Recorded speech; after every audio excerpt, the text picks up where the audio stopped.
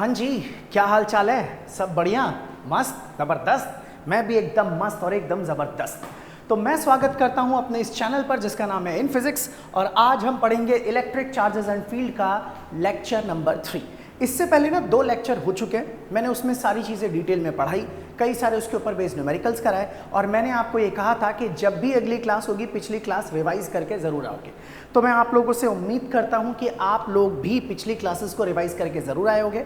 अब हम स्टार्ट करते हैं लेक्चर नंबर 3, और आज की क्लास में हम एक बड़ा इंपॉर्टेंट टॉपिक पढ़ने जा रहे हैं जिसका नाम है कूलम्स लॉ, जो कि ये रहा आपके सामने।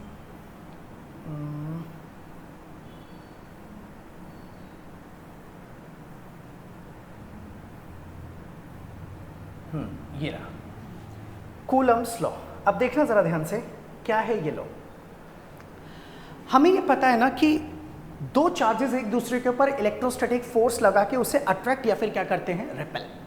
अब सवाल ये आता है कि एक चार्ज दूसरे चार्ज पर फोर्स लगा के उसे अट्रैक्ट और रिपेल करता है, तो कितना फोर्स लगता है दोनों के बीच में।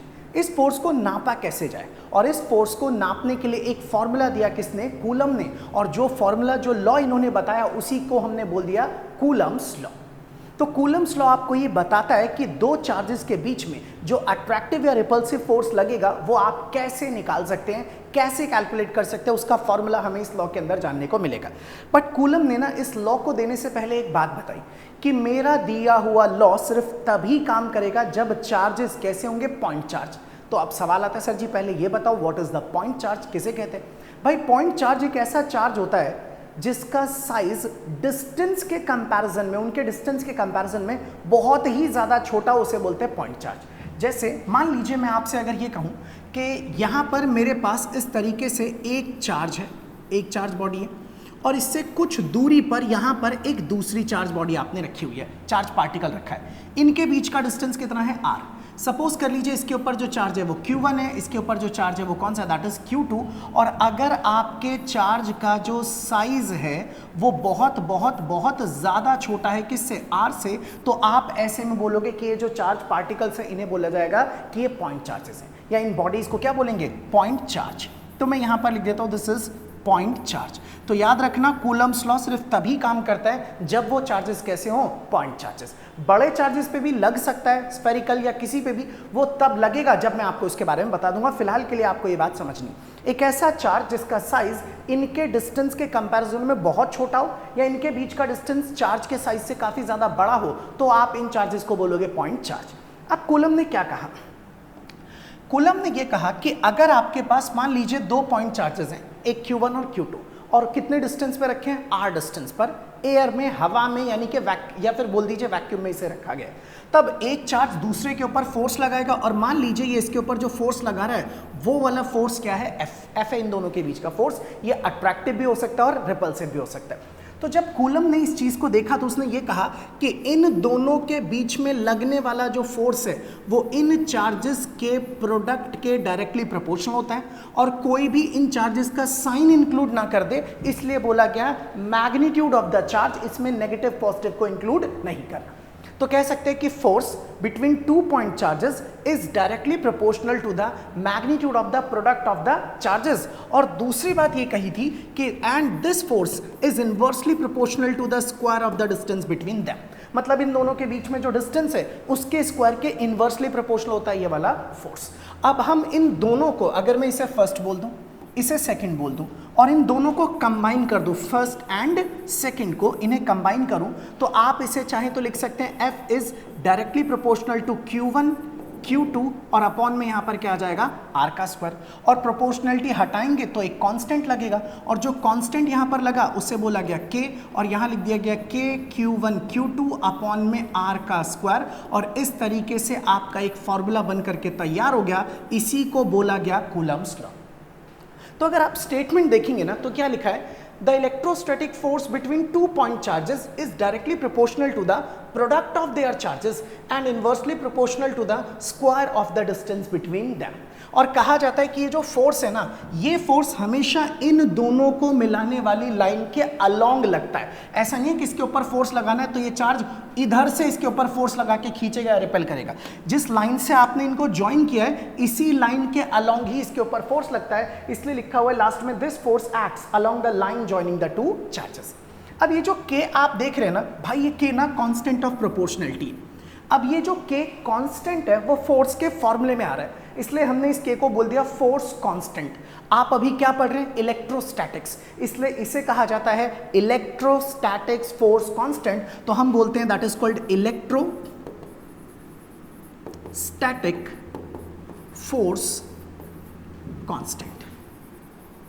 इलेक्ट्रोस्टैटिक फोर्स कांस्टेंट कहा जाता है। और जब इस k की वैल्यू को ढूंढा गया तो सुनना ध्यान से, ये k की वैल्यू मीडियम पर डिपेंड करती है। मीडियम मतलब ये दोनों चार्जेस अगर आपने हवा में रखा है तब k की वैल्यू अलग होगी, अगर आपने इन दोनों चार्जेस को पानी में रख दिया तब k की वैल्यू अलग होगी। आप अगर अलग अलग मीडियम में चार्जेस को रखते हैं तो k की वैल्यू अलग अलग मीडियम में अलग अलग होती है। इसलिए जब हमने इसकी वैल्यू को ढूंढा, किसके लिए? एयर और वैक्यूम के लिए। हम ना 12th में एयर और वैक्यूम को एक जैसा सा मान के चलेंगे। मैं मीडियम के बारे में आपको अलग से पढ़ाऊंगा बाद में, फिलहाल के लिए बस आप मेरी बात पे ध्यान दीजिए। हम मीडियम वाले टॉपिक पर जब आएंगे कि भैया मीडियम की वजह से ये k क्यों बदल जाता है, इसके बारे में मैं आपके साथ डिस्कस करूंगा। तो जब इस k की वैल्यू को ढूंढा गया तो वो मिला 1/4 पाई एप्सिलॉन नॉट। ये जो एप्सिलॉन नॉट है ये कहाँ से आया, इसका क्या मीनिंग है, ये सब है क्या, हम इन सब के बारे में ढंग से तरीके से ईमानदारी से चर्चा करेंगे। फिलहाल के लिए बस आप इसे देखिए।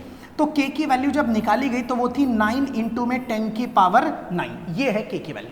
लेकिन ये k की वैल्यू सिर्फ कब काम करेगी? जब आपका मीडियम क्या होगा? एक फ्री स्पेस। और फ्री स्पेस का मतलब क्या हो गया? इसका मतलब है वैक्यूम, इसका मतलब है वैक्यूम या फिर एयर। हम इन दोनों को ही क्या बोल रहे हैं? Free space. तो k की वैल्यू होती है 1/4 पाई एप्सिलॉन नॉट।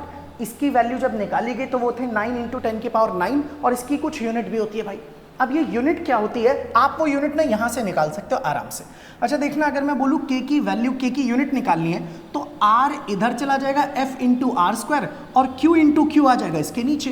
तो k बराबर आ जाएगा f आर स्क्वायर अपॉन में q स्क्वायर।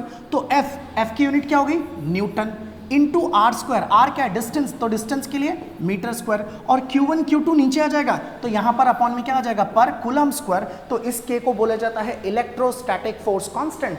बस आप लोगों को अगर सवाल करने के लिए दिया जाएगा, आप Q1 रखिए, Q2 रखिए, डिस्टेंस रखिए, और आपको ये बताया जाएगा कि वो कौन से मीडियम में, अगर मीडियम एयर या वैक्यूम है, इसी को फ्री स्पेस कहा जाता है, तब आप सीधा k की जगह इस्तेमाल करेंगे 9 इंटू 10 की पावर 9 न्यूटन मीटर स्क्वायर पर कूलम स्क्वायर।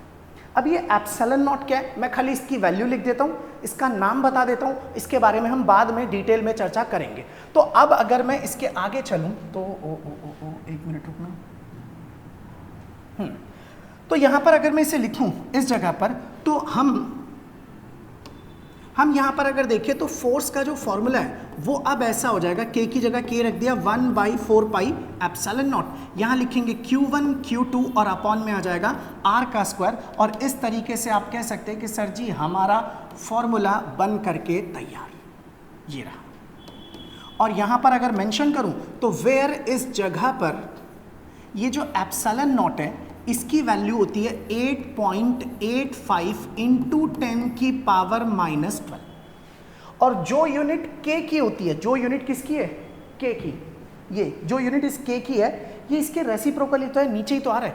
तो जो यूनिट k की वही सेम यूनिट इसकी होगी, बस उसको रेसिप्रोकल कर दीजिए। यानी कि क्योंकि k नीचे चला जाएगा तो एप्सिलॉन ऊपर जाएगा।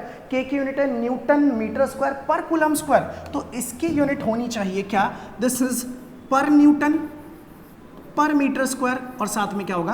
Coulomb square. और ये भी किसके लिए होती है? सिर्फ और सिर्फ फ्री स्पेस के लिए, यानी कि this is for free space. और इसे बोलते हैं electrical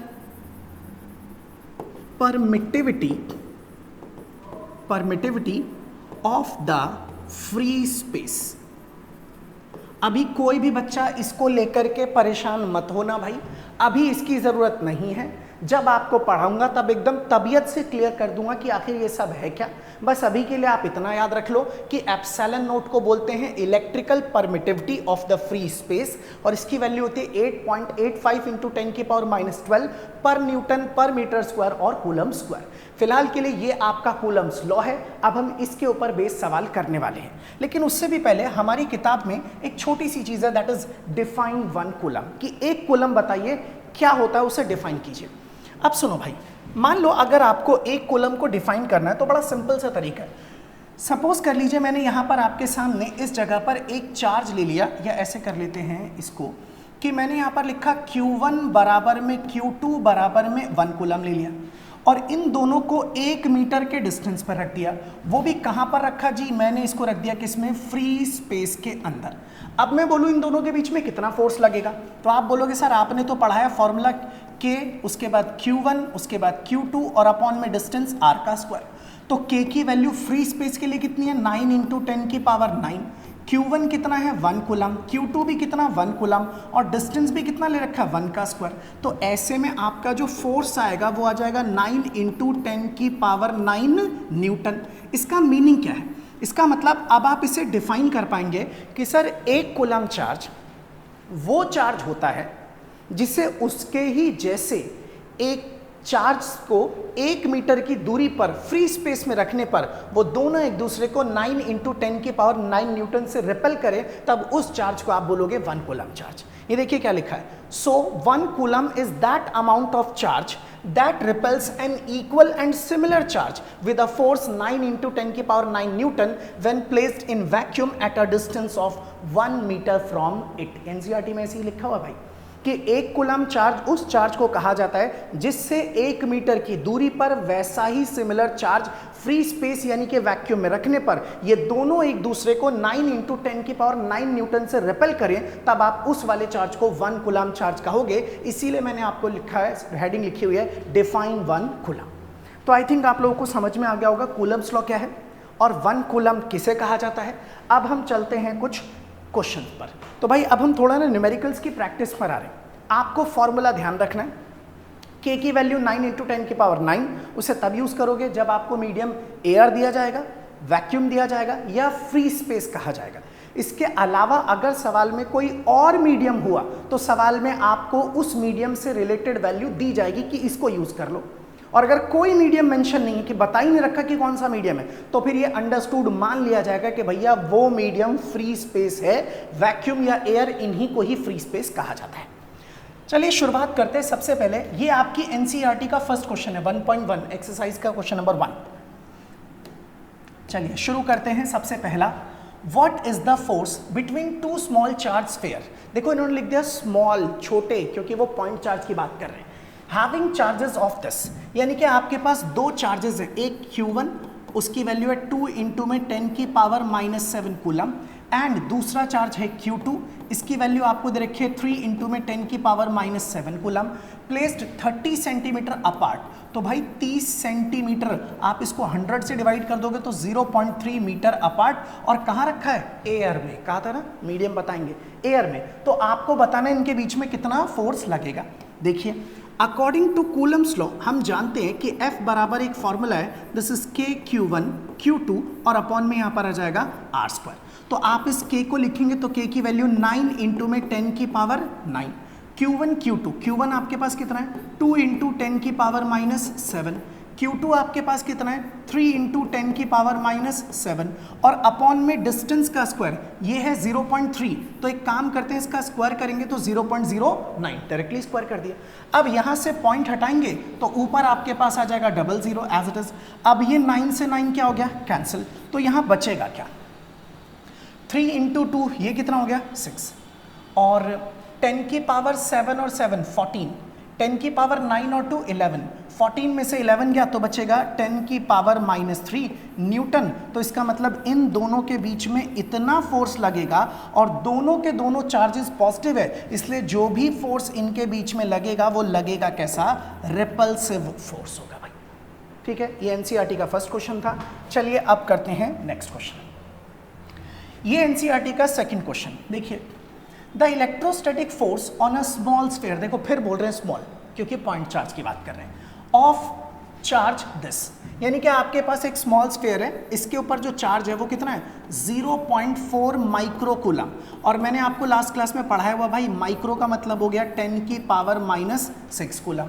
due to another small sphere of charge this, एक और दूसरा स्फीयर है Q2, उसके ऊपर चार्ज है माइनस का 0.8 माइक्रोकूलम, तो आप इसे लिखेंगे माइनस का 0.8 और माइक्रो के लिए 10 की power -6 coulomb in air is this, और इन दोनों के बीच में जो फोर्स लग रहा है वो है 0.2 न्यूटन का। ए नंबर 1 पहला सवाल, what is the distance between the two sphere, तो भाई सबसे पहले तो पूछा है इन दोनों के बीच में कितना डिस्टेंस लगेगा, चलो पहले इसी को पता करते हैं कि कितना डिस्टेंस होगा इन दोनों के बीच में।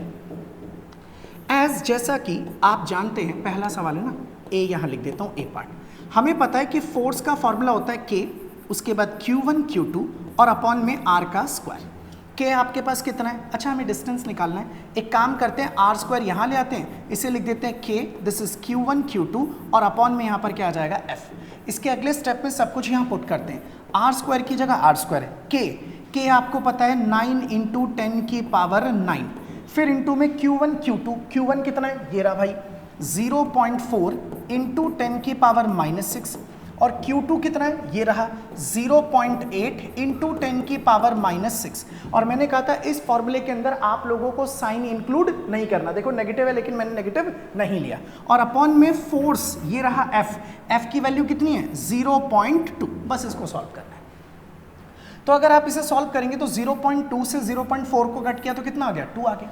उसके बाद यहाँ पर आप लिख लीजिए R square as it is, 9 की जगह पर क्या रहेगा 9, ये 0.8 में से एक काम करते हैं पॉइंट हटा के नीचे 10 लगा देते हैं, 8 इंटू 2 ये दोनों मिलके क्या हो जाएंगे 16। अब यहाँ पर बचेगा क्या 10 की पावर -6 और -6 10 की पावर -12, 10 की पावर -12 में 10 की पावर 9 गया तो बचेगा 10 की पावर -3, और एक नीचे वाला 10 भी ऊपर जाएगा तो वो बन जाएगा 10 की पावर -4, तो आप लिखेंगे R स्क्वायर बराबर में 144 इंटू 10 की पावर -4, यानी कि आप लिख दीजिए R इज इक्वल टू, इसके ऊपर रूट लगाओगे तो 144 का रूट आ गया 12 और 10 की पावर -4 का रूट आ गया 10 की पावर -2 मीटर, और अगर मैं इसको 100 से मल्टीप्लाई कर दूं तो ये जो मीटर है वो कन्वर्ट हो जाएगा किसमें सेंटीमीटर में, और इस तरह से आप ये बोल पाओगे कि इन दोनों चार्जेस के बीच का डिस्टेंस 12 सेंटीमीटर। अभी सवाल खत्म नहीं हुआ, एक और पार्ट इन्होंने पूछा इसका बी पार्ट, वो देखिए जरा क्या लिखा है। बी पार्ट में लिखा है what is the force on the second sphere due to the first, भाई पहले स्फीयर ने दूसरे के ऊपर 0.2 न्यूटन का फोर्स लगाया, तो न्यूटन के थर्ड लॉ के अकॉर्डिंग दूसरा स्फीयर भी पहले पर उतना ही फोर्स लगाएगा, तो कह रहे सेकंड की वजह से फर्स्ट पर कितना फोर्स लगेगा, तो आपका आंसर वही रहेगा 0.2 न्यूटन। ठीक है, चलिए अब आते हैं नेक्स्ट क्वेश्चन पर।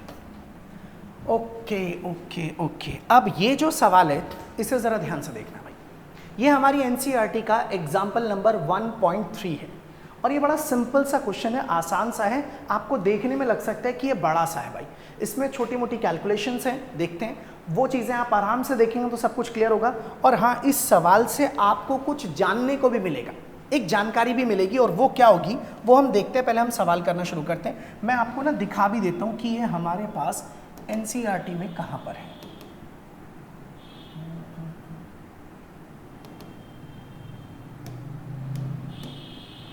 और अब तो यार एनसीईआरटी नई वाली ना आ भी गई है, न्यू एनसीईआरटी रिलीज़ हो गई है, अगर किसी बच्चे को डाउनलोड करना हो तो भाई नेट से डाउनलोड कर लेना। ये तो 2023-24 वाली है, अब नई एनसीईआरटी 24-25 वाली आ गई है, नहीं 24-25 नहीं 25-26 वाली आ गई है, सॉरी ये 23-24 वाली है, 25-26 वाली एनसीईआरटी अब आ गई है, आप डाउनलोड कर सकते हो उसको। हाँ ये देखो, ये रहा वो सवाल जिसकी बात मैं कर रहा था, एग्जाम्पल नंबर 1.3 ये क्वेश्चन है। अब हम इसके बारे में एक बार डिस्कस करते हैं, देखते हैं ज़रा क्या लिखा है और कैसे लिखा है उसको समझते हैं। सुनो,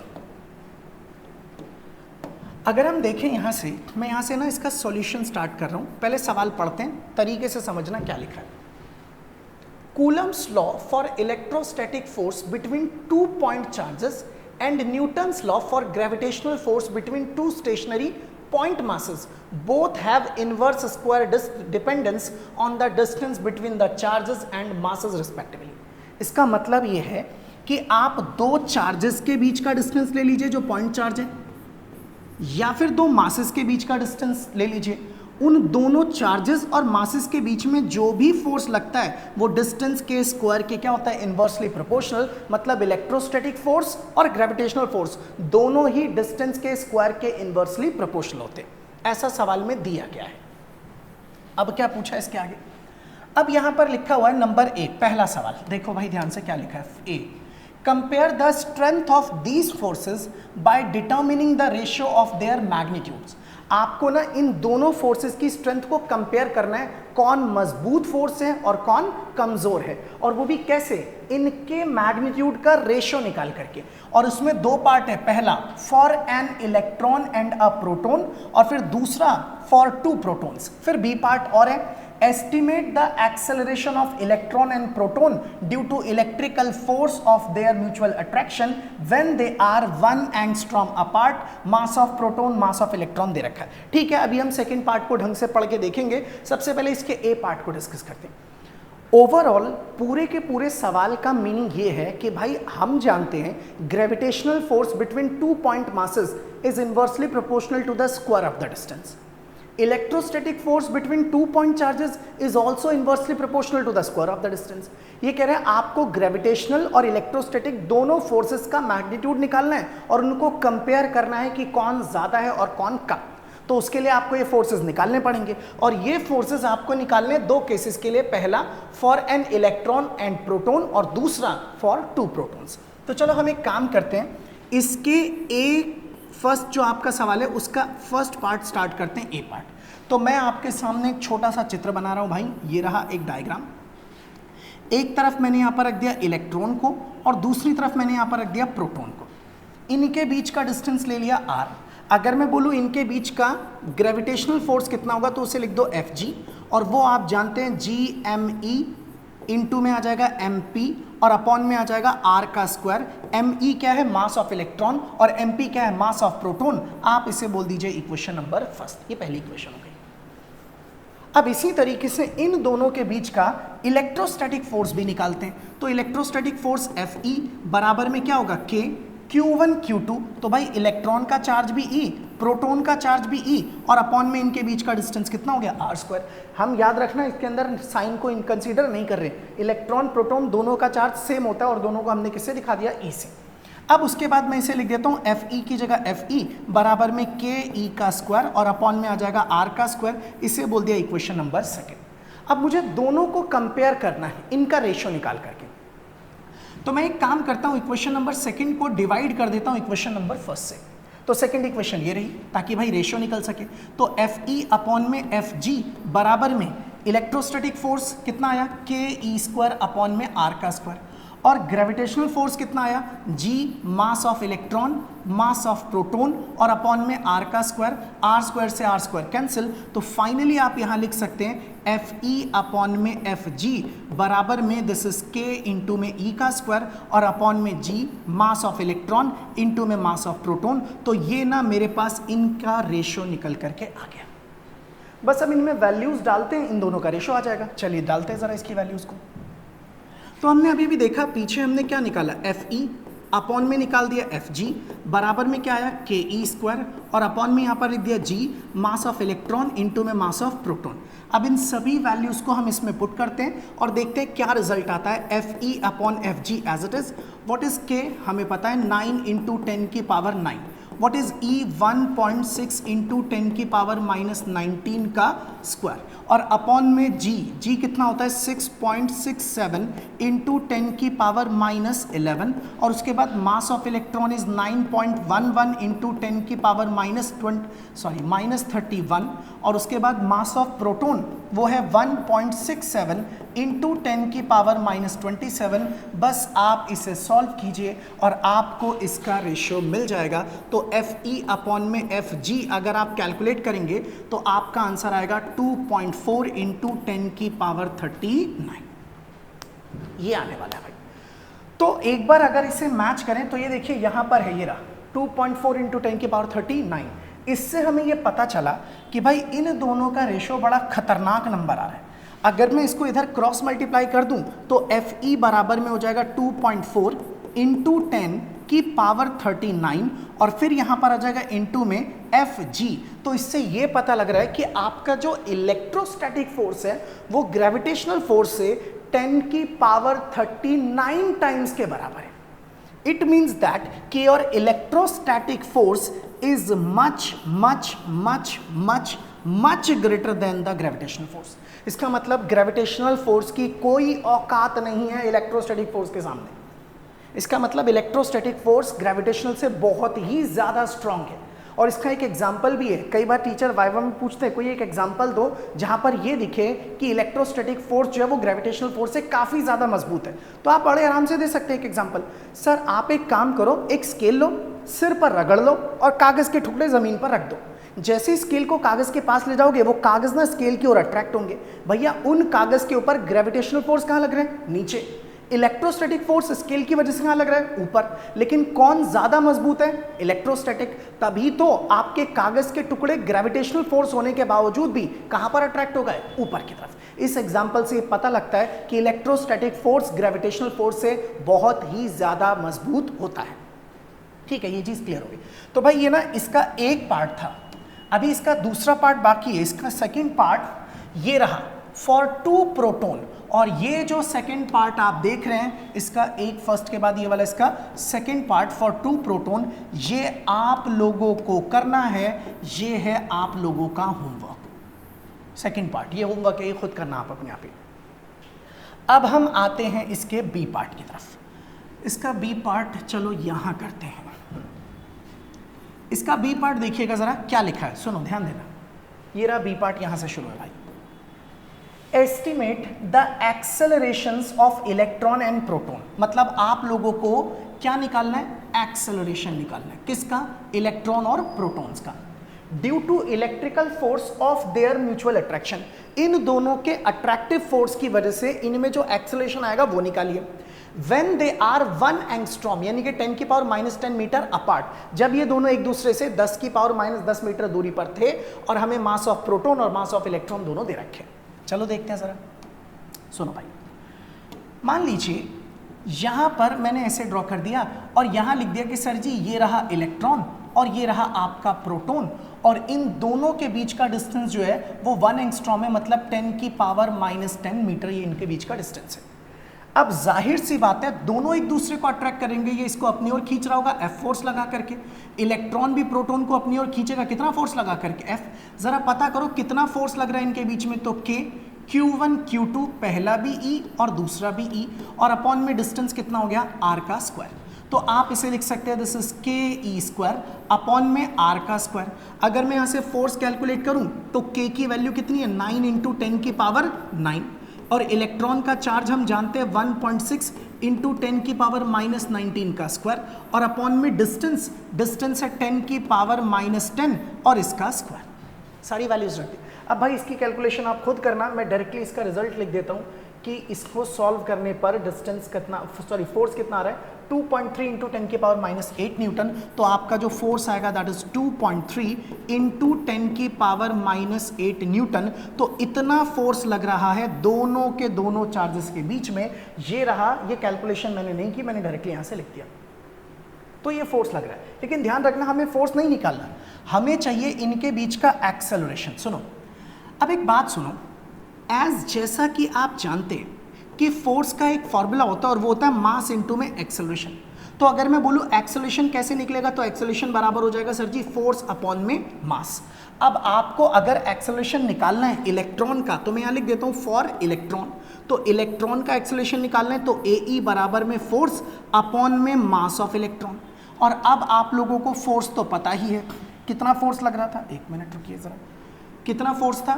2.3 इंटू 10 के पावर -8 न्यूटन। तो यहां पर आप फोर्स लिख दीजिए दिस इज 2.3 इंटू 10 की पावर -8 न्यूटन अपॉन में मास ऑफ इलेक्ट्रॉन पता है 9.11 इंटू 10 की पावर -31। अब आप इसे सॉल्व करेंगे तो आपको एक्सेलरेशन मिल जाएगा इलेक्ट्रॉन का, और इलेक्ट्रॉन का जो एक्सेलरेशन है दैट इज 2.5 इंटू 10 की पावर 22। तो हम यहां पर लिख देते हैं दिस इज 2.5 इंटू 10⁻²² मीटर पर सेकेंड स्क्वायर। इसका मतलब भाई बड़ा खतरनाक एक्सेलरेशन आ गया। आप देख लो 10 की पावर कितना आ रहा है? 22।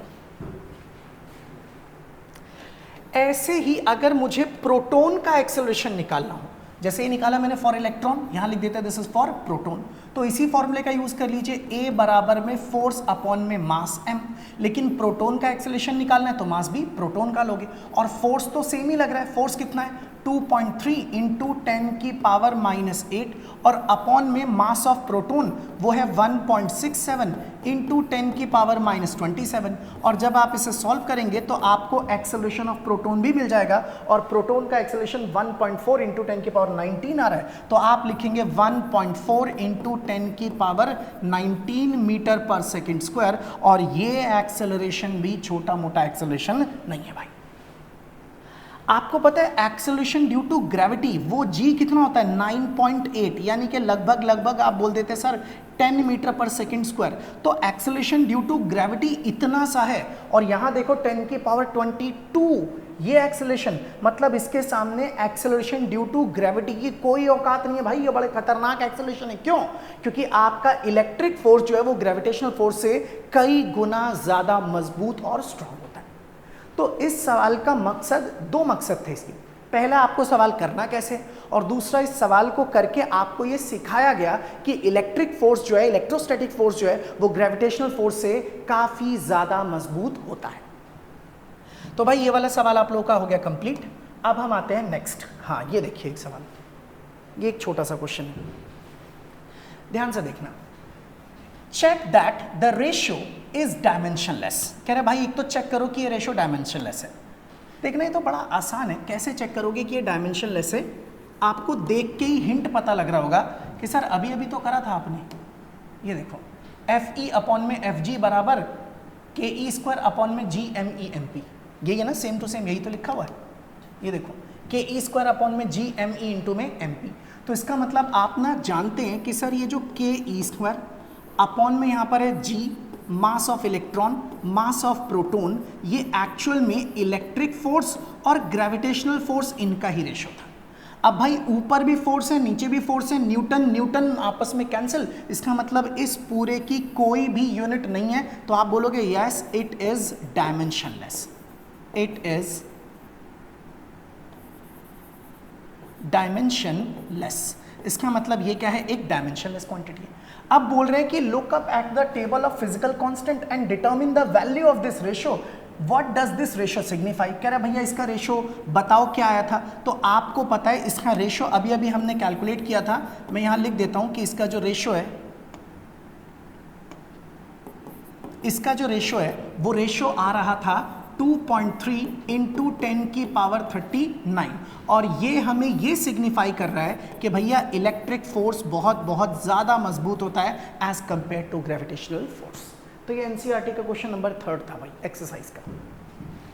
अगला सवाल, ये एनसीईआरटी का 1.4 क्वेश्चन नंबर 1.4 एग्जाम्पल नंबर 1.4। अच्छा ये सवाल भी बहुत छोटा और बहुत आसान सा है, ध्यान से देखिए, लेकिन लिखा क्या है इसमें वो पूरा पढ़ना पड़ेगा। A charged metallic sphere A is suspended by a nylon thread। कह रहे भाई हमारे पास ना एक चार्ज मेटालिक स्फीयर है जिसका नाम क्या है A, और हमने उसे नाइलॉन के थ्रेड से लटका दिया है। फिर लिखा है another charge metallic sphere B held by an insulating handle। कह रहे एक और आपके पास मेटालिक स्फीयर है वो भी चार्ज है, लेकिन उसको हमने किससे पकड़ रखा है, एक हैंडल से। is brought close to A such that the distance between their center is 10 centimeter as shown in figure। कह रहे हैं हम B को इतना पास लाए कि A और B के बीच में डिस्टेंस कितना हो गया, 10 सेंटीमीटर का। फिर यहाँ पे the resulting repulsion of A is noted. अब भाई B पे भी पॉजिटिव चार्ज है, A पे भी पॉजिटिव चार्ज है, और B को A के पास ले जाओगे तो B A को क्या करेगा, रिपेल करेगा। तो हमने नोट किया कि इसने इसको रिपेल किया, कितना रिपल्सिव फोर्स लगा, कैसे, यहाँ लिखा है फॉर एग्जाम्पल, ये देखो यहां लिखा हुआ है, ध्यान देना जरा, ये लिखा है यहां पर, for example bye shining a beam of light and measuring the deflection of its shadow on the screen, on a screen. कह रहे हमने ना लाइट की बीम डाली और उसके बाद इस स्फीयर का, इस बॉल का, मेटालिक स्फीयर का डिफ्लेक्शन देखा और उससे पता किया कि भाई फोर्स लगा या फिर नहीं लगा। मीनिंग समझना ध्यान से, अगर मैं इस मार्कर को ऐसे पकड़ के खड़ा हो जाऊं और बोलूं आपसे बताना जरा ये हिल रहा है कि नहीं हिल रहा, तो सारे बच्चे देख के बोलोगे, बोले सर नहीं हिल रहा बिल्कुल भी। लेकिन अगर मैं इस मार्कर को यूँ पकड़ के खड़ा हूँ और कोई यहाँ साइड से टॉर्च से लाइट इसके ऊपर डाले तो इसकी शैडो दीवार पर बनेगी। और अब मैं इसको यूँ पकड़ के खड़ा हूँ तो आपको ये भले ही पेन ना हिलता हुआ ना दिखे, लेकिन मेरी शैडो जो है ना, पेन की शैडो जो दीवार पर बनेगी वो आपको हिलती हुई दिखेगी। आपको ये पता लग जाएगा सर आपका पेन ना हिल रहा है। ऐसे ही ये वाला स्फेयर ना धागे से बांध के लटकाया गया था। जब हम इस स्फेयर को इसके पास लाए तो इसने इसको रिपेल किया होगा। क्या पता ये इतना कम हिलाओ कि वो हमें दिखे ना। बस उसी को देखने के लिए हमने इसके ऊपर टॉर्च से लाइट डाली, शाइन डाला और इसका शैडो कहाँ बना, दीवार पर। अगर इसने इसके ऊपर फोर्स जरा सा भी लगाया तो ये बॉल हल्की सी ही सही लेकिन क्या होगी, हिलेगी। उससे पता लग जाएगा कि बी ने ए के ऊपर फोर्स लगाया है। इसीलिए यहां पर लिखा है for example bye shining a beam of light and measuring the deflection of its shadow on a screen. और उससे पता लग पाया कि भैया फोर्स लगा है कि नहीं लगा। अब आगे की बात समझिए। Spheres A and B are touched by uncharge sphere C and D. कह रहे भैया ये जो ए और बी है इसको हमने सी से टच किया ए को और डी से टच कर दिया बी को respectively as shown in figure. C and D are then removed. अब हमने C को भी हटा दिया और D को भी हटा दिया and B is brought closer to A to a distance of 5 centimeter between their center as shown in figure. अब C और D को हटाने के बाद B को ना अब इसके और पास लाए। पहले डिस्टेंस 10 सेंटीमीटर था, अब डिस्टेंस कितना कर दिया, 5 centimetre. What is the expected repulsion of A on the basis of Coulomb's law? कह रहा है अब बताओ A के ऊपर कितना रिपल्सिव फोर्स लग रहा है। और आगे क्या लिखा है देखिए जरा। Sphere A and C, B and D have identical sizes. भैया A और C का साइज B और D का साइज कैसा है, बिल्कुल सेम। अच्छा याद है सेम साइज होता है तो टोटल चार्ज आधा आधा बढ़ जाता है, मैंने पढ़ाया था लास्ट क्लास के अंदर। अब वो चीज यहाँ यूज होगी। इसके अलावा लिखा है ignore the sizes of A and B in comparison to the separation between their centres. इन दोनों के बीच के डिस्टेंस के कंपैरिजन में आप इनके साइज को इग्नोर कर सकते हो क्योंकि साइज बहुत छोटा है। मतलब इनडायरेक्ट वे में ये बता रहे कि भैया ये पॉइंट चार्ज है, लगा लो यहाँ कूलम्स। तो अब हम लगाते हैं, देखना जरा क्या क्या रहता है, एक एक करके केसेस के हिसाब से डिस्कस करते हैं। चलो सबसे पहला केस, आपका स्फेयर यहां पर था पहला और ये रहा आपका दूसरा स्फेयर, ये फर्स्ट और एक ये सेकंड। एक का नाम क्या था A और एक का नाम क्या था, दैट इज B। इसके ऊपर मान लेते चार्ज Q था, इसके ऊपर मान लेते चार्ज स्मॉल q था। इनके बीच का जो डिस्टेंस था वो 10 था, मैंने इसको R मान लिया। अब अगर मैं इनके बीच का फोर्स लिखूं तो F बराबर में क्या हो जाएगा, K Q1 Q2 अपॉन में R का स्क्वायर। इसे बोल देते हैं इक्वेशन नंबर फर्स्ट। अब दूसरा केस नंबर 2। दूसरी बार ना आपने क्या किया, C को A से टच किया। तो भाई जब आप C को A से टच कर दोगे तो आधा आधा चार्ज C के पास और आधा चार्ज A के पास। अब A का चार्ज Q नहीं रहेगा, क्या हो जाएगा Q/2, क्योंकि मैंने कहा था सेम साइज की बॉडी टच करते हैं आपस में तो टोटल चार्ज आधा आधा बढ़ जाता है। अब ऐसे ही B को टच कर दिया D से तो ये रहा आपका दूसरा वाला स्फेयर, दैट इज B यहां पर है। लेकिन जैसे इसको D से टच किया अब इसका भी आधा चार्ज D के पास चला गया। अब इसके पास चार्ज आ गया कितना, Q/2। और इनके बीच का डिस्टेंस पहले जितना था उसका आधा कर दिया। पहले 10 था अब 5 कर दिया, तो बोल दूं पहले R था तो अब कितना कर दिया, R/2। अब इनके बीच का फोर्स अगर निकाला जाए तो ये क्या हो जाएगा, F', ये हो जाएगा K, Q1 Q2, तो Q1 कितना है, Q/2, Q2 भी कितना है, Q/2, और नीचे डिस्टेंस R/2 का स्क्वायर। और जब आप देखेंगे ना तो भाई 2 × 2 4 और 2 का स्क्वायर 4, 4 से 4 कैंसिल, आपका रिजल्ट फिर से आ जाएगा KQQ अपॉन में R का स्क्वायर। और जब आप दोनों को कंपेयर करोगे इसको और इसको तो आप एक काम करो, इसे बोल दो इक्वेशन नंबर सेकंड। तो आप यहाँ पे देखोगे फर्स्ट और सेकंड से कि F' और F दोनों बराबर आ गए। इसका मतलब फोर्स में कोई भी चेंज नहीं आने वाला, सेम ही फोर्स हो जाएगा। ठीक है, ये एक सिंपल क्वेश्चन था, आसान था, बस इसमें लैंग्वेज ज़्यादा बड़ी दे रखी थी, बाकी ऐसा कुछ नहीं है, एनसीईआरटी का ही क्वेश्चन था। चलिए एक और सवाल पर आते हैं। भाई ये सवाल आप खुद करोगे, ये होमवर्क है, ये आसान क्वेश्चन है, आप अपने आप ट्राई करेंगे। एनसीईआरटी का 12th क्वेश्चन है, अपना आंसर मैच कर लेना। दिक्कत हो तो कमेंट में बता देना, मैं करवा दूंगा इस सवाल को।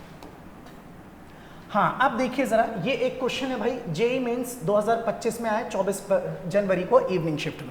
अब देखिए ज़रा, हम ये वाले क्वेश्चंस को भी डिस्कस करते हैं, क्या है कैसे हैं, सुनिए। A small uncharge conducting sphere is placed in contact with an identical sphere but having charge this. कह रहे हैं हमारे पास एक छोटा अनचार्ज कंडक्टिंग स्फेयर है, ये रहा एक अनचार्ज कंडक्टिंग स्फेयर, उसको हमने टच कर दिया दूसरे स्फेयर के साथ। इसके ऊपर इतना चार्ज था, and then removed to a distance such that the force of repulsion between them is this, और फिर इन दोनों को इतनी दूरी पर रख दिया गया कि इनके बीच में जो फोर्स है वो इतना हो गया, कितना, 9 इंटू में 10 की power -3 Newton. The distance between them is, तो आपको बताना है इनके बीच का डिस्टेंस कितना है। मेरी बात सुनना, एक स्फेयर पर इतना चार्ज था, ठीक है, एक अनचार्ज स्फेयर जो कि उसके ही साइज का आइडेंटिकल है, लिखा ना आइडेंटिकल स्फेयर, उसको लाके इससे टच किया और उसके बाद उससे कुछ दूरी पर r डिस्टेंस पर इसको रख दिया। अब इनके बीच में फोर्स इतना लग रहा है। तो यार एक बात बताओ, अब अगर इतना फोर्स लग रहा है तो एक बात सुनो, आपके स्फीयर के पास पहले इतना चार्ज था, जब इसको इससे टच किया तो दोनों ने आधा आधा चार्ज बांट लिया। 4 इंटू 10 की पावर -8 कूलम में से आधा इसको मिल गया 2 इंटू 10 की पावर -8 कूलम, और बाकी का आधा इसे मिल गया 2 इंटू 10 की पावर -8 कूलम। अब तो यार आपको फॉर्मूला पता ही है, लगा दो। F की जगह फॉर्मूला क्या होता है, K Q1 Q2 upon R का स्क्वायर बराबर में 9 इंटू 10 की पावर -3। K की वैल्यू 9 इंटू 10 की पावर 9। एक काम करते हैं, उधर ही करते हैं, इसको यहां करता हूं कलर बदल के। हाँ, K कितना है, 9 इंटू 10 की पावर 9। Q1 कितना है, 2 इंटू 10 की पावर -8, और Q2 भी उतना ही है तो इसके ऊपर ही स्क्वायर डाल देते हैं, और नीचे डिस्टेंस का स्क्वायर, तो डिस्टेंस है R का स्क्वायर, और इक्वल टू में फोर्स कितना है, 9 इंटू में 10 की पावर -3। तो भैया 9 से तो 9 क्या हो गया, कैंसिल। अब 9 से 9 अगर कैंसिल हो गया तो R स्क्वायर को उधर ले जाओ, तो एक काम करते हैं, ऐसे लिख देते हैं, R स्क्वायर इधर चला गया, 10 की पावर -3 नीचे आ गया, तो 10 की पावर 9 इंटू 2 का स्क्वायर 4 इंटू 10 की पावर -8 का डबल करेंगे तो ये 16 हो जाएगा, और नीचे आ गया 10 की पावर -3। तो अब आप इसे लिखेंगे तो R square is equal to में 4 इंटू, अब देखना 10 की पावर 16 है, वो भी माइनस का, नीचे -3 इसको कट करेगा तो 10 की पावर -13 बचेगा, -13 में से 9 गया तो बचेगा 10 की पावर -4, यानी कि R is equal to root लगा देंगे तो 4 का रूट 2 और 10 की पावर -2 मीटर, ये आंसर आएगा। हमारा आंसर सेंटीमीटर में दे रखा है, आप इसे 100 से मल्टीप्लाई कर दीजिए तो R इज इक्वल टू आ जाएगा 2 सेंटीमीटर। इसका मतलब हमारा सही आंसर होगा ऑप्शन नंबर बी, ये करेक्ट है भाई। ठीक है, सबको समझ में आ गया होगा। चलिए एक और सवाल पर आते हैं। अब ये रहा एक और question, force between 2 identical spheres charged with same charge F। कह रहे भाई 2 आइडेंटिकल स्फीयर्स हैं, एक पहला और एक दूसरा, चार्ज विद सेम चार्ज, दोनों पर सेम चार्ज है, इस पर भी Q और इस पर भी Q, और इनके बीच का जो फोर्स है वो कितना फोर्स है, दैट इज F। चलो एक बार लिख देते हैं F को। तो फोर्स अगर इनके बीच का लिखूंगा तो F बराबर क्या हो जाएगा, K Q1 Q2 यानी कि Q स्क्वायर, और डिस्टेंस मान लेते हैं R, तो ये रहा R का स्क्वायर, ये इनका फोर्स है।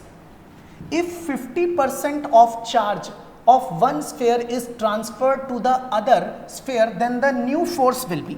कह रहा भैया 50%, यानी कि इसका आधा चार्ज अगर उसको दे दूं तो अब इनके बीच का नया फोर्स कितना होगा, इनके बीच का डिस्टेंस R है। अच्छा, इसमें से आधा 50% चार्ज निकाल लोगे तो कितना बचेगा, 50%, और वो 50% इसको दे दोगे तो आप बोलोगे सर इसके पास Q था, Q/2 चार्ज और दे दिया, जोड़ने पर ये कितना हो गया, 3Q/2। इसका मतलब अब इसके पास नया वाला चार्ज हो गया 3Q/2। कह रहे अब बताओ नया फोर्स कितना लगेगा, तो नया फोर्स मान लेते हैं F' लगेगा, फॉर्मूला K Q1 Q2, अब Q1 कितना है, Q/2, Q2 कितना है, 3Q/2, और डिस्टेंस कितना है इनके बीच का, सेम ही है, दैट इज R का स्क्वायर। तो आप देखना जरा, इसको अलग कर ले, 3 अलग कर लेते हैं, 2 इंटू 2 4 अलग कर देते हैं, बाकी जो बचा वो लिख देते हैं, कितना बचा, K Q स्क्वायर अपॉन में R का स्क्वायर, और K Q square upon R square देखना है तो पुराना वाला फोर्स है, तो अब आप इसे लिखोगे 3/4, पुराना वाला फोर्स F, इसका मतलब हमारा आंसर होगा 3/4 F। ठीक है, नेक्स्ट। अब एक और सवाल इसी के ऊपर बेस्ड, कूलम्स लॉ पर ही। 2 point charges A and B having charges plus Q and minus Q respectively are placed at certain distance apart and force acting between them is F। कह रहे भाई 2 चार्जेस हैं, एक पहला और ये रहा एक दूसरा, और इनमें से एक के ऊपर चार्ज है Q और दूसरे पर चार्ज कितना है, -Q। इन दोनों के बीच का कुछ डिस्टेंस होगा, चलिए मान लेते हैं R डिस्टेंस है, और इनके बीच में जो फोर्स लग रहा है वो कितना है, F। अगर मैं इसे लिखूं तो F कितना होगा, F बराबर में हो जाएगा K Q1 Q2 यानी कि हो जाएगा Q स्क्वायर, और अपॉन में क्या हो गया, R का स्क्वायर। अब लिखा है if 25% of charge of A is transferred to B, कह रहे इसका 25% इसको दे दी, then the force between the charges becomes, कह रहा अब इन दोनों के बीच में कितना फोर्स हो जाएगा। ये नीट 2019 का सवाल है। अच्छा 25% ऑफ ए अगर आप निकालते हैं तो भैया 25% इसका इसको दे दीजिए। 25% मतलब कितना, Q/4। अगर इसमें से Q/4 इसको दे दिया तो यहां पर बचेगा कितना, 3Q/4। सबको पता है इसमें से 25% निकाल के इसको दे दोगे तो इसके पास बचेगा कितना, 3Q/4। इसका मतलब Q ये रहा, 25% Q/4 माइनस करेंगे तो बचेगा 3Q/4, ये रहा उसका चार्ज। अब इसके बाद से अब ये Q/4 चार्ज इसको दे दिया। अब यार सुनो, इसको जब दोगे ना तो इसके खुद के पास -Q चार्ज था, आपने कितना और दे दिया, Q/4। एलसीएम लो इसका तो बचेगा माइनस का 3Q/4, यानी कि अब इसके पास जो चार्ज आ गया वो आ गया माइनस का 3Q/4। कह रहे हैं अब बताओ नया फोर्स कितना होगा। तो नया फोर्स मान लेते हैं F', फॉर्मूला हो जाएगा K, Q1 Q2, Q1 कितना है 3Q/4 और Q2 कितना है वो भी है 3Q/4 और अपॉन में डिस्टेंस कितना है, R की जगह R है तो R का स्क्वायर। तो अगले स्टेप में आप इसे अगर लिखेंगे तो F' की जगह F', 3 × 3 9, 4 × 4 16, तो ये हो जाएगा 9/16। यहाँ बचेगा KQ² अपॉन में R का स्क्वायर और आप देखना ये KQ² अपॉन R स्क्वायर क्या है, F। इसका मतलब F' बराबर में आ जाएगा 9/16F, यानी कि अब आपका नया फोर्स पुराने वाले से 9/16 टाइम्स हो जाएगा। तो ये आंसर आ गया। देखिए मैं आपको ये चीज़ें करा रहा हूँ और मेरा मेन मोटिव यही है कि मैं ना आप लोगों का टाइम बिल्कुल ना बर्बाद करूँ, इसलिए मैं आपको सवाल कर रहा हूँ और फटाफट अगले सवाल पर आ रहा हूँ। मैं कोशिश कर रहा हूँ कि मैं आप लोगों को कम से कम टाइम में ज़्यादा से ज़्यादा चीज़ें करवा दूँ, ठीक है। फिर भी अगर किसी में कोई प्रॉब्लम आए तो दोबारा वीडियो को देख लेना और नहीं आए तो भाई फिर ठीक है बढ़िया करो, और ज़्यादा दिक्कत है तो कमेंट में बताना, मैं फिर करवा दूँगा आपको। अब हम आते हैं एक और सवाल पर, यह भी ज़रा ध्यान से देखिएगा क्या क्वेश्चन है, बड़ा सिंपल सा है। 2 point charges separated by a distance r repel each other with a force of 100 Newton. कह रहे 2 पॉइंट चार्जेस हैं, r डिस्टेंस पर है, एक दूसरे को 100 न्यूटन के फोर्स से रिपेल कर रहे हैं। If the distance between them becomes 4 times, कह रहे अगर मैं डिस्टेंस 4 गुना बढ़ा दूं and each charge becomes double, और हर चार्ज को डबल कर दूं, the new force between them will be, तो नया वाला फोर्स कितना हो जाएगा। तो यार ये तो बड़ा सिंपल सा सवाल है, आप देखिए जरा क्या लिखा है। ये मान लीजिए आप लोगों के पास 2 चार्जेस हैं, पहला और ये वाला दूसरा। इसके पास चार्ज है Q1, इसके पास चार्ज कितना है Q2, इनके बीच का डिस्टेंस है R। तो आपसे अगर मैं बोलूँ फोर्स कितना होगा तो आप बोल रहे हो सर इनके बीच का फोर्स है 100 न्यूटन। 100 न्यूटन का मतलब है KQ² अपॉन में R का स्क्वायर 100 के बराबर है। This is equation number first. अब यहां लिख देता हूं A till Q according to question. सवाल में कहा गया if the distance between them becomes 4 times, कह रहा है अब अगर मैं इन्हीं के बीच में डिस्टेंस को 4 गुना बढ़ा दूं तो भाई पहले कितना था R, अब कितना डिस्टेंस कर दिया 4R, and each charge becomes double, और एक चार्ज इस पे Q1 था, इसका चार्ज डबल करके 2Q1, इसका चार्ज डबल करके कितना कर दिया 2Q2। अब नया फोर्स बताना इनके बीच में, तो भैया हमें तो नहीं पता नया फोर्स कितना होगा, लेकिन नया फोर्स मान लेते हैं F' होगा। तो F' बराबर क्या होगा K Q1 Q2, Q1 कितना है 2Q1, दूसरा चार्ज कितना है 2Q2, और डिस्टेंस जो इनके बीच का वो है 4R का स्क्वायर, डिस्टेंस का स्क्वायर होता है।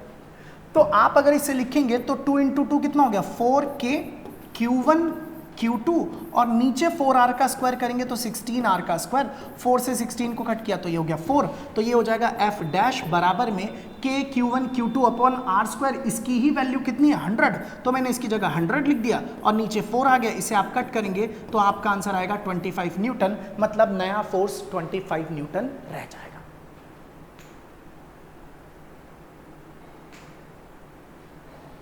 चलिए अब आते हैं नेक्स्ट एक और सवाल पर। देखिए अभी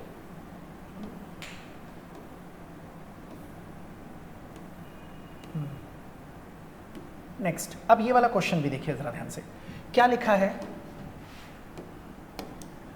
2 spheres having charge 10 coulomb and -6 coulomb.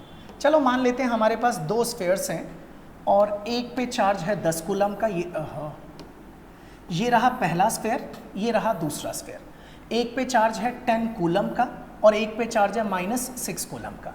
Placed at a certain distance, इन दोनों को एक दूसरे से कुछ डिस्टेंस पर रखा गया है, and the force between them is F, और इन दोनों के बीच में जो फोर्स लग रहा है वो कितना है, that is F. Now they are placed in contact and again placed at the same position, then find the new force. कह रहा है अब हमने दोनों को आपस में टच किया और फिर बराबर डिस्टेंस में रख दिया, अब बताओ नया फोर्स इनके बीच में कितना लगेगा, पहले कितना फोर्स था, एफ था। चलो सुनो, एक काम करते पहले पुराना वाला फोर्स निकालते हैं, एफ बराबर में के Q1 Q2, Q1 कितना 10, Q2 कितना 6 और डिस्टेंस कितना r का स्क्वायर। तो अब आप इसे लिखेंगे F बराबर में 60K अपॉन r स्क्वायर, इसे बोल देते हैं इक्वेशन फर्स्ट। ये पहला वाला केस था। अब दूसरे केस के अंदर कह रहे वही वाले चार्जेस को हमने टच किया आपस में और फिर एक दूसरे से उतने ही डिस्टेंस पर रख दिया जितना डिस्टेंस था। अब इनके बीच में नया फोर्स कितना होगा, मैंने मान लिया F डैश। भाई आपको पता है अगर दोनों का साइज यहाँ लिखा नहीं है सेम है, लेकिन ये अंडरस्टूड है कि सेम ही होगा, देना चाहिए था, इसके अंदर लिखा होना चाहिए था। दोनों को आपस में टच किया फिर दूर दूर रख दिया। अच्छा ये 10 और -6 जब आप टच करोगे तो टोटल चार्ज अब कितना हो जाएगा, 10 - 6 4, और ये टोटल चार्ज दोनों आधा आधा बांट लेंगे तो 4 में से 2 कूलम्ब इसके पास आ जाएगा और 2 कूलम्ब इसके पास आ जाएगा। अब इनके बीच का फोर्स है F डैश बराबर में K Q1 Q2, Q1 कितना 2, Q2 भी कितना 2 और इनके बीच का डिस्टेंस अभी भी कितना है r स्क्वायर। तो आप इसे लिखना चाहें तो लिख सकते हैं 4K अपॉन में r का स्क्वायर, ये है इनका नया फोर्स। अच्छा यहाँ 60K अपॉन r स्क्वायर है, यहाँ पे 4K अपॉन r स्क्वायर है। हम थोड़ा सा समझदारी का काम करें अगर हल्का सा, तो मैं एक काम कर सकता हूँ 4K बाय r स्क्वायर को, इसमें मैं 15 को मल्टीप्लाई 15 को डिवाइड कर देता हूँ। क्यों करा भैया, 15 और 4 मिलके 60 बन जाएंगे और यही चाहिए मुझे। या चाहे तो कोई बच्चा डिवाइड कर ले दोनों इक्वेशन को, वो मर्जी है आपकी, इजी जैसे पड़ेगा मैं वैसे करके दिखा रहा हूँ। तो 4 × 15 हो गया 60, तो यहाँ पर हो गया 1/15, यहाँ पर हो जाएगा 60K अपॉन में r का स्क्वायर। अब आप बोलोगे sir 60K upon r square तो F है, इसका मतलब नया वाला फोर्स ना F/15 हो जाएगा, मतलब अब इनके बीच का फोर्स 15 टाइम्स कम हो जाएगा। सिंपल। अगले सवाल पर आते हैं। नेक्स्ट, अगला जो क्वेश्चन है वो भी देखिए जरा क्या लिखा है। 2 spheres carrying charges 8 microcoulomb and 6 microcoulomb separated by a distance r experience a force of repulsion F। तो यहाँ पर हमसे जैसे कहा है वैसे वैसे चलते हैं। एक स्फीयर हमारे पास ये रहा और दूसरा स्फीयर हमारे पास ये रहा, इन दोनों के बीच में कुछ डिस्टेंस होगा, वो डिस्टेंस इन्होंने दिया है कितना r।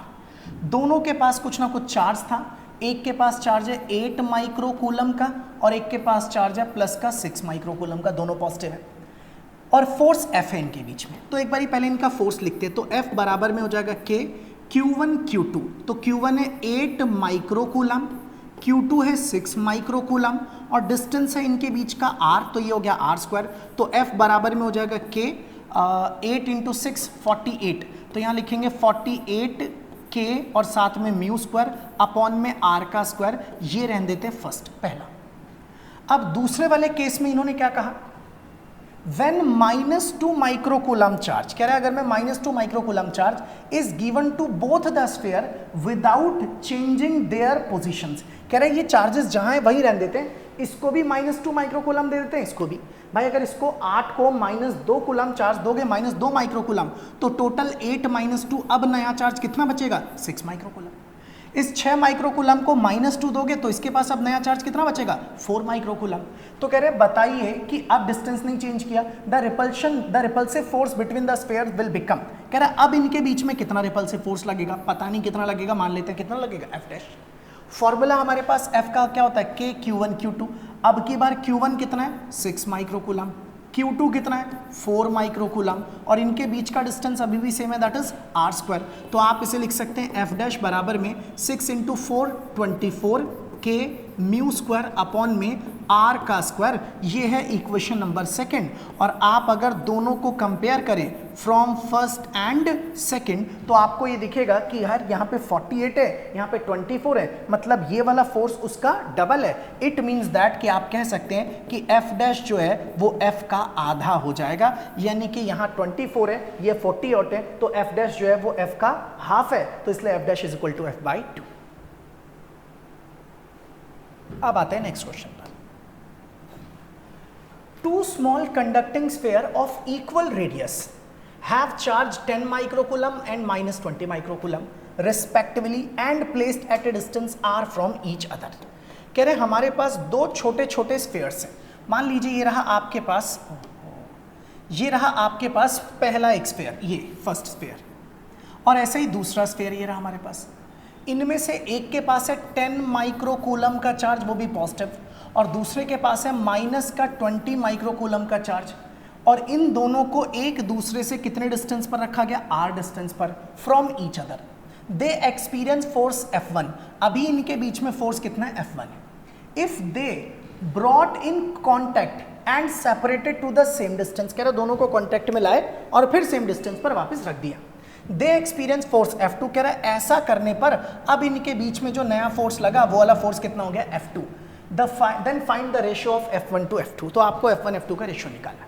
अच्छा, इसके ऑप्शन को देखोगे ना तो उसमें नेगेटिव साइन दिख रहा है, इसलिए अब की बार ना इनसे मैच करने के लिए मैं नेगेटिव साइन को इंक्लूड कर रहा हूं. हालांकि नेगेटिव साइन सिर्फ डायरेक्शन बताता है कि फोर्स किस तरफ है. यहां पर आपको F1 F2 का रेशियो चाहिए, तो ये लिख देते हैं F1 और नीचे यहां पर क्या लिख देते हैं? F2.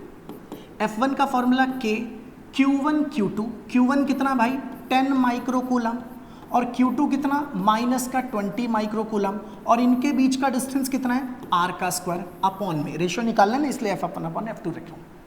अब इन दोनों को आपस में टच किया, फिर दूर दूर रख दिया. अच्छा, ये 10 और माइनस 20 इन्हें टच करोगे तो total charge 10 minus 20 is equal to minus का 10 माइक्रोकूलम, और वो 10 माइक्रोकूलम दोनों आधा आधा बांट लेंगे. मतलब अब इसके पास आ जाएगा माइनस का 5 माइक्रोकूलम, और बाकी का आधा चार्ज इसके पास आ जाएगा माइनस का 5 माइक्रोकूलम. अब इनके बीच का फोर्स F2 है, तो K Q1 कितना? माइनस 5 माइक्रोकूलम, Q2 कितना? माइनस 5 माइक्रोकूलम, और इनके बीच का डिस्टेंस फिर से कितना? r square. r स्क्वायर से r स्क्वायर क्या हो गया? कैंसिल. K से K cancel, micro micro micro micro cancel हो गया. अच्छा, ये नेगेटिव और नेगेटिव क्या हो जाएगा? पॉजिटिव. तो अब आप देखना जरा, 5 से 10 को कट कर दो 2 बचेगा, 5 से 20 को कट कर दो तो यहाँ बचेगा 4, और साथ में यहाँ पर एक नेगेटिव भी आएगा. तो इक्वल टू में आंसर आ गया माइनस का 8 अपॉन में 1. मतलब F1 और F2 का रेशियो आ गया 8:1, वो भी माइनस का. Option number B is correct. Next. हाँ, ये सवाल भी देखिए जरा ध्यान से. इसमें ना भाई थोड़ा ना डेरिवेटिव का इस्तेमाल होगा. आपने पढ़ा है, ठीक है, नहीं पढ़ा तो कोई नहीं, देख लेना. मैं भाई एक ना बेसिक मैथमेटिक्स की वीडियो भी डालूंगा, आप देखना, उसमें मैं सारी चीज़ें कवर अप कर दूंगा. फिलहाल के लिए आप देखिए इसे करना कैसे है. A charge Q is to be divided into 2 objects.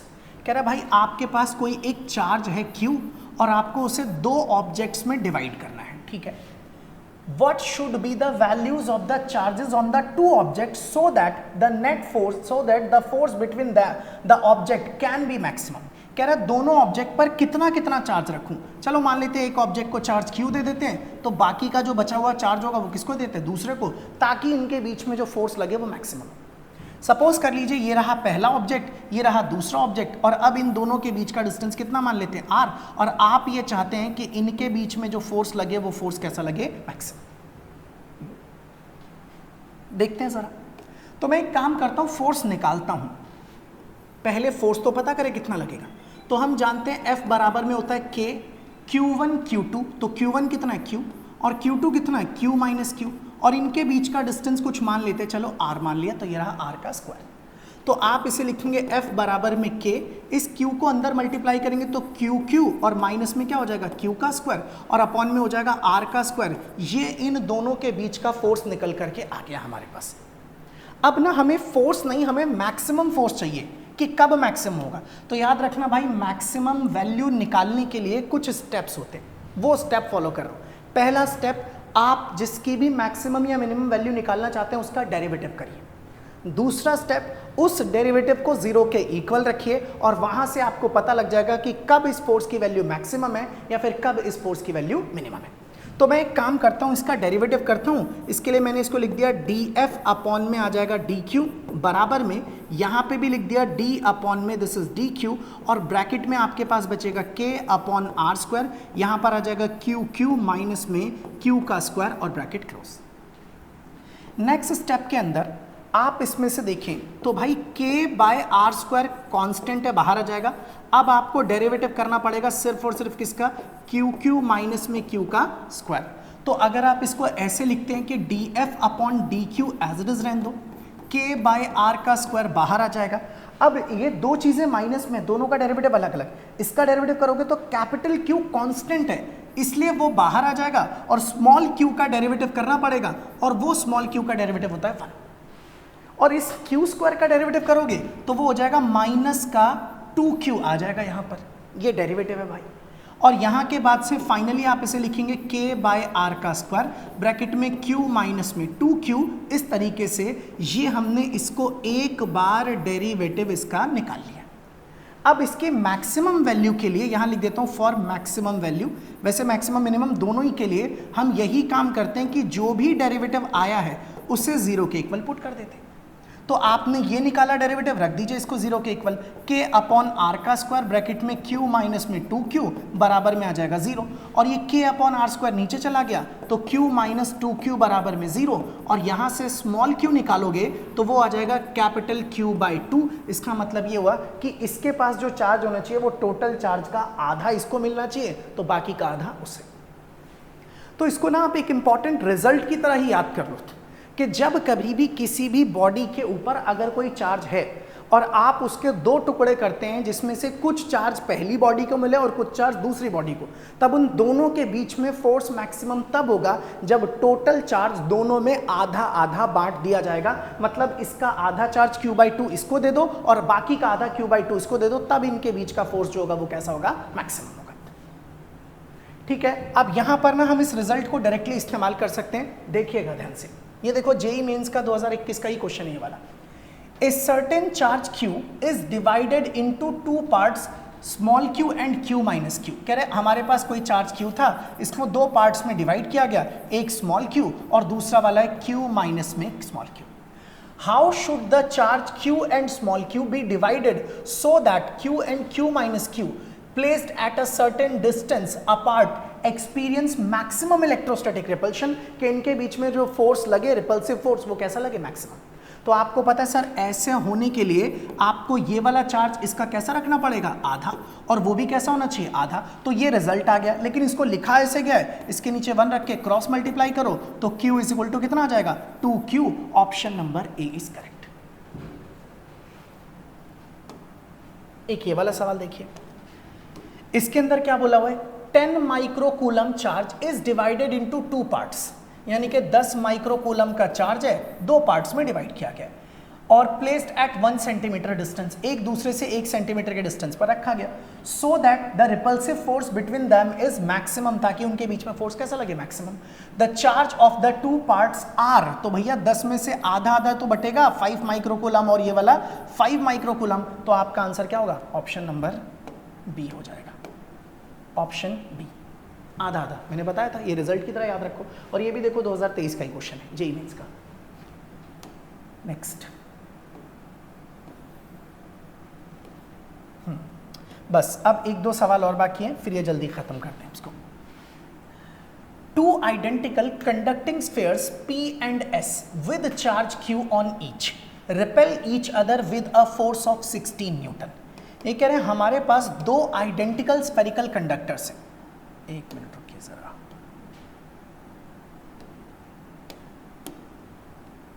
इससे अच्छा तो हाथ से ही बना लेता हूं यार। ठीक है, हमारे पास एक ये रहा स्पेयर और दूसरा ये रहा। 2 identical conducting spheres P and Q, एक का नाम है P और एक का नाम है S, with charge Q on each, दोनों पर जो चार्ज है वो कितना है, Q है। Repel each other with a force of 16 Newton, मान लेते हैं इनके बीच का कुछ डिस्टेंस होगा और r डिस्टेंस मान लेते हैं, एक दूसरे को 16 न्यूटन से रिपेल कर रहे हैं, तो F बराबर में मैं ऐसे लिख देता हूं कि अब इनके बीच में जो फोर्स है वो है 16 न्यूटन, और हम जानते हैं फोर्स का फॉर्मूला K Q1 Q2 यानी कि Q स्क्वायर अपॉन में डिस्टेंस का स्क्वायर बराबर में 16, equation number first. A third identical अनचार्ज conducting sphere R is successively brought in contact with the 2 sphere. कह रहा है एक तीसरा आइडेंटिकल स्फीयर लाए जिसका नाम क्या था, R, उससे पहले इससे टच किया, फिर उसके बाद इससे टच कर दिया। उसके बाद लिखा हुआ है कि अब बताइए new force of repulsion between P and F कितना होगा। तो एक बात सुनो यार, अगर आप एक अनचार्ज स्फीयर इतनी ही साइज का इससे टच करोगे तो पता है दोनों आधा आधा चार्ज बांट लेंगे। इसका क्यू चार्ज था, इसमें से q/2 r के पास चला गया, यानी कि यहां बना देता हूं ये वाला स्फीयर r, अब इसके पास कितना चार्ज आ गया q/2 और इसके पास कितना बच गया q/2। अब इस r को इससे टच किया, जब आप इससे टच करोगे तो ये भी टोटल चार्ज को आधा आधा बांट लेंगे। इसके पास चार्ज q है, इसके पास q/2, तो पहले q plus q/2 total charge तो निकाले, तो टोटल चार्ज आ गया 3q/2, ये टोटल चार्ज है।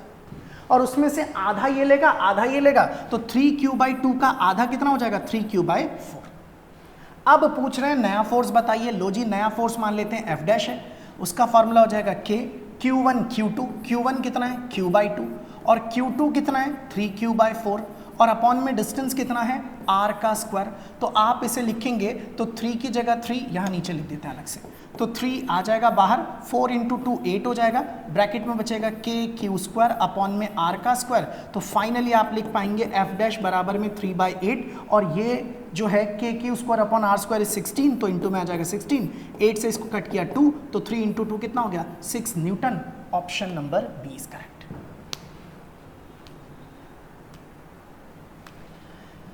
अगला एक और सवाल, हाँ ये सवाल लास्ट क्वेश्चन है आज की क्लास का, ठीक है। इसके बाद जो है ना फिर वो vector form of Coulomb's law आएगा जिसके बारे में हम नेक्स्ट क्लास से डिस्कस करेंगे, बट ये आखिरी क्वेश्चन है, ध्यान से देखना, अच्छा सवाल है, कैसे करना है समझिएगा ध्यान से। देखो, what is the period of revolution t, मतलब आप लोगों को t कैलकुलेट करना है, period of revolution of A particle of mass m, जिसका मास m है एक पार्टिकल का, कैरिंग अ चार्ज -q1, उसके ऊपर चार्ज है, starts moving around a fix charge +q2, के चारों ओर वो मूव कर रहा है, along a circular path of radius r radius के सर्कुलर पाथ पर।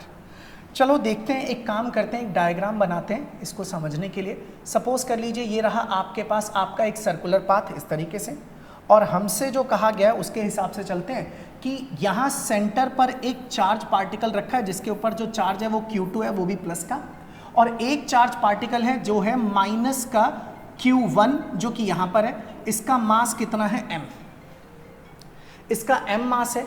अब ना ये इसका रेडियस भी हमें दे रखा है, यहाँ से यहाँ तक का जो ये रेडियस है वो रेडियस दे रखा है स्मॉल r, और ये ना इसके चारों ओर चक्कर लगा रहा है, तो इस तरीके से चक्कर लगा रहा है। मान लीजिए चक्कर लगाने की रफ्तार, उसकी जो स्पीड है वो v मान लेते हैं, वेलोसिटी मान लीजिए उसकी। अब ये कह रहे हैं जब ये इस पूरे के पूरे सर्कल पर चक्कर लगाएगा तो चक्कर लगाने का जो इसका टाइम पीरियड होगा वो कितना होगा, आपको वो t बताना है भाई। चलो पता करते t कैसे निकलेगा। हालांकि कोई बहुत बड़ी चीज़ नहीं है, लेकिन अगर मैं बोलूँ ना तो एज जैसा कि मैं जानता हूँ कि t बराबर में टाइम बराबर होता है डिस्टेंस अपॉन में स्पीड। अगर आपका पार्टिकल पूरे सर्कल पर चक्कर लगा रहा है तो कितना डिस्टेंस कवर कर रहा होगा 2πr, और कितनी स्पीड से चक्कर लगा रहा है जी v स्पीड से। रेडियस आपको दिया गया, क्या नहीं पता आपको v, तो पहले v निकालो, यहाँ रख दो, टाइम पीरियड आ गया। अब v कैसे निकलेगा सर v निकलेगा ऐसे कि हमें पता है हमारा पार्टिकल सर्कुलर पाथ पर चक्कर लगा रहा है, और कोई भी चीज़ सर्कुलर पाथ पर तभी चक्कर लगाएगी जब उसके ऊपर एक फोर्स लगे जिसे बोलते हैं सेंट्रीपिटल फोर्स। ये 11th में आपने पढ़ा था मोशन इन अ प्लेन में। सेंट्रीपिटल फोर्स वो फोर्स होता है जो सेंटर की तरफ लगता है अलोंग द रेडियस, वो भी उस पार्टिकल के ऊपर जो सर्कल पर घूम रहा है या घूमना चाहता है। तो ये जो पार्टिकल इस सर्कल के ऊपर घूम रहा है इसके ऊपर फोर्स लगेगा इस डायरेक्शन में, यहाँ पर मान लेते हैं सेंटर O, और सेंटर की तरफ एक्चुअल में जो फोर्स लग रहा है वो कोई नहीं, वो इलेक्ट्रोस्टैटिक फोर्स है जो कि ये Q2 लगा रहा है Q1 के ऊपर, इसको अपनी ओर क्या कर रहा है अट्रैक्टिव दिखा रहा है। इसका मतलब ये फोर्स ना टुवर्ड्स द सेंटर लग रहा है, यानी कि इन दोनों के बीच का जो इलेक्ट्रिक फोर्स है वही वाला जो इलेक्ट्रिक फोर्स है वही प्रोवाइड कर रहा है इसको नेसेसरी सेंट्रीपिटल फोर्स, जिसकी वजह से घूम पा रहे हैं। तो आप ये कह सकते हैं कि सर हमारा ये जो फोर्स है इलेक्ट्रोस्टैटिक फोर्स वही सेंट्रीपिटल फोर्स प्रोवाइड कर रहा है। तो ये रहा सेंट्रीपिटल फोर्स, और ये किसकी वजह से मिल रहा है, इलेक्ट्रोस्टैटिक फोर्स की वजह से। वैसे सेंट्रीपिटल फोर्स का फॉर्मूला सबको पता है, mv² अपॉन में क्या होता है r, और इलेक्ट्रोस्टैटिक फोर्स इन दोनों के बीच में आप जानते हैं k, उसके बाद q1, उसके बाद q2, और डिस्टेंस क्या होगा r का स्क्वायर। आप एक r से एक r को कर दीजिए कैंसिल, और ये कैंसिल कर देने के बाद आपको v स्क्वायर निकालना है, m को नीचे भेज दीजिए। तो यहाँ से आप लिख सकते हैं v स्क्वायर बराबर में आ जाएगा दिस इज k, यहाँ पर q1, फिर यहाँ पर q2 और अपॉन में इसके नीचे मास आ जाएगा m, और यहाँ से v बराबर में आ जाएगा under root of this is k and this is q1, this is q2 और अपॉन में मास की जगह मास m। तो ये v निकल गया। अब इस v को उठा के यहाँ रख देते, टाइम पीरियड आ जाएगा। लेकिन देखो अपने जो आंसर हम देख रहे हैं ना, इस आंसर में ना k नहीं लिखा, इसकी जगह पर एप्सिलॉन नॉट और पाई दिखा है, मतलब आपको k की जगह k रखना पड़ेगा। चलो रख देते हैं, रखते हैं। तो v को अगर मैं लिखूंगा तो v बराबर आ जाएगा अंडर रूट ऑफ, ऊपर आ जाएगा q1 और q2 और नीचे आपके पास k की जगह k की वैल्यू 1/4 पाई एप्सिलॉन नॉट और साथ में यहाँ पर क्या आ जाएगा m। और अगले पेज पर अब मैं v उठा के इसमें रख देता हूँ, रिजल्ट आ जाएगा मेरे पास। तो अब मैं कलर चेंज करके लिखता हूँ इसमें। तो हमें पता है t बराबर में कितना है 2 पाई r अपॉन में v, तो t की जगह t, 2 पाई r की जगह 2 पाई r और v आप लोगों ने निकाल रखा है q1 q2 upon 4 pi epsilon naught m। तो मैं यहाँ नीचे ही लिख देता हूँ अंडर रूट में this is q1 q2 upon 4 pi epsilon not और साथ में m, ये नीचे मैंने v रख दिया। अब बस इसे पलट लीजिए, आपका आंसर आ जाएगा। तो t की जगह t, 2 पाई r की जगह 2 pi r, root as it is, ये नीचे वाली टर्म पलट जाएगी तो 4 पाई एप्सिलॉन नॉट m आ जाएगा ऊपर और नीचे की तरफ आ जाएगा q1 q2, यही आंसर है। लेकिन बस हमारे ऑप्शन जो है ना उनमें ये 2 पाई r रूट के बाहर नहीं है, रूट के अंदर है, तो आप इसे अंदर भेज दीजिए। अंदर भेजेंगे जब तो ये हो जाएगा t बराबर में अंडर रूट ऑफ, ये 2 पाई r पूरा ही अंदर चला जाएगा तो 2 पाई r रूट के अंदर जाने पर इसके ऊपर क्या लगाना पड़ेगा स्क्वायर, और बाकी का जो बचेगा वो है 4 पाई एप्सिलॉन नॉट m और इसके नीचे की तरफ आपके पास बच रहा है दिस इज q1 इंटू में q2, तो t की जगह पर t रहने दीजिए, रूट एज इट इज, 2 का स्क्वायर 4, 4 इंटू 4 क्या हो गया 16, पाई का स्क्वायर इंटू पाई क्या हो गया पाई का क्यूब, फिर यहाँ पर बचेगा एप्सिलॉन नॉट, फिर यहाँ पर m और r का स्क्वायर है तो ये रहा r स्क्वायर और नीचे आपके पास आ जाएगा q1 इंटू में q2 और आप अब कह सकते हैं कि सर जी यही है हमारा टाइम पीरियड। और एक बार मैच करते हैं कौन सा ऑप्शन है, 16 pi cube epsilon naught m r square, 16 pi cube epsilon naught m r square आ रहा है हमारा, तो क्यूब तो नहीं आ रहा, स्क्वायर आ रहा है, 16 pi cube, 16 pi cube r cube आ रहा है सब में। कछु गड़बड़ किए हैं काम?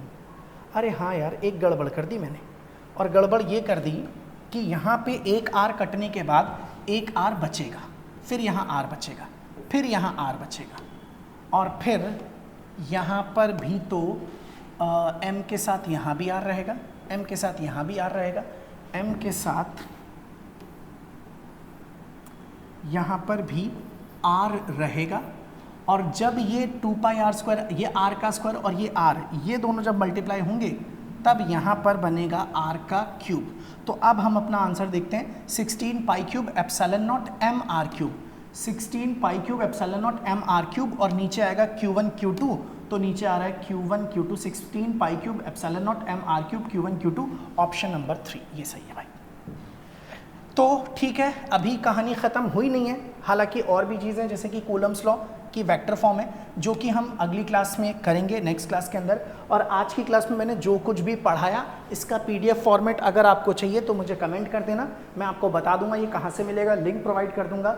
और नहीं तो फिर आप अगर खुद अपने नोट्स बना रहे तो ज़्यादा बेटर है। मैं एक बार फिर से आप लोगों को बता दूं कि ये जो क्लासेस आप लोगों की चल रही है ये एक ऐसी क्लास है जिसके अंदर हम 12th को IIT नीट को ले करके चल रहे हैं, दोनों को एक बैलेंस्ड मैनर में। ऐसा ना हो कि आप एंट्रेंस की तरफ जाओ तो आपका CBSE पीछे रह जाए, CBSE पे ध्यान दो तो एंट्रेंस पीछे रह जाए। इस क्लास के अंदर आपको थ्योरी मिलेगी, न्यूमेरिकल्स मिलेंगे, इसके अंदर आपको डेरिवेशन मिलेगी, आपका CBSE में जिस तरीके से सवाल आते हैं एक एक स्टेप वो भी सिखाया जाएगा, और कुछ सवालों की शॉर्ट ट्रिक, कुछ क्या जितने क्वेश्चंस की पॉसिबल हो सकती है, जो छोटे से छोटे कम से कम टाइम में आप बेसिक कॉन्सेप्ट लगा करके भी सवाल सॉल्व कर पाएं, वो सारी चीज़ें यहाँ पर रहेंगी। लेकिन फिर से वही एक शर्त है इस क्लास को पढ़ने की कि हर अगली क्लास में पिछला पढ़ करके आना है, रिवीजन सबसे ज़्यादा ज़रूरी है। आप ये नहीं कर सकते कि बस लास्ट क्लास देख ली, अब नेक्स्ट पे आ गए। आपने लास्ट क्लास अगर देखी है या ये वाली क्लास देख रहे हैं तो इसे पढ़िए, अपने रजिस्टर पर इसके नोट्स बनाइए और नेक्स्ट क्लास में आने से पहले इसे रिवाइज ज़रूर कीजिए। चलिए, आप लोग ज़रूर कमेंट करके बताइएगा कि आपको मेरी ये क्लासेस कैसी लग रही हैं। अगर इसमें कोई सुधार या कुछ भी बदलाव की ज़रूरत है तो बताना, जो भी आप कमेंट करेंगे उसके हिसाब से जो भी मुझसे पॉसिबल हो पाएगा मैं वो चेंजेस कर लूँगा। किसी तरह का कोई डाउट हो तो कमेंट में बताइएगा और फिर मिलते हैं अगली क्लास के अंदर। तब तक पढ़ते रहिए और मस्त रहिए।